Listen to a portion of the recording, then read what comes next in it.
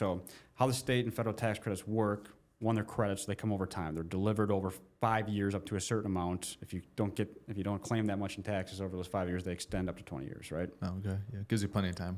Yeah. Yeah. So there are ways to monetize that up front. So we put quite a bit of work in trying to figure out how we could monetize those Can credits. You sell them off or you what? You can, right? So the state tax credits are a little bit easier to sell than the federal. I'm not going to claim to be an expert at this yet, but on the federal side, if you're selling the federal tax credits, the person you're selling them to has to have some kind of ownership stake in the property. Mm-hmm. So that added a few wrinkles that we didn't know that we wanted to really deal with.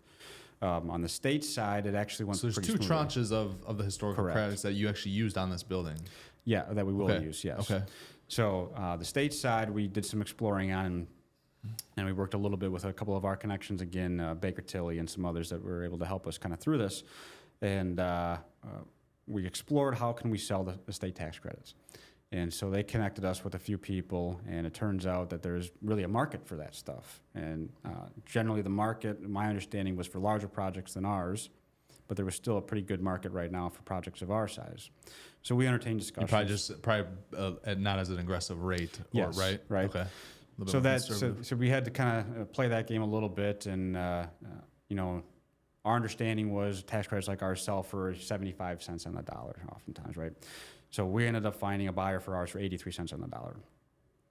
So we'll take that money for us. We'll take that money up front. It's more valuable to us now than it would be over the next 5-10 years. So I just want to follow this in my head. So you have a tax credit, and let's say the tax credit's worth it's a $100,000 tax credit, just for easy math. Yep. 83 cents on the dollar? Correct.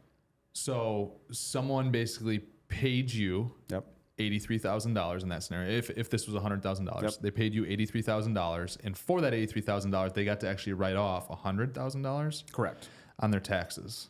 Yep. And that's it then, exactly. Right? Yep.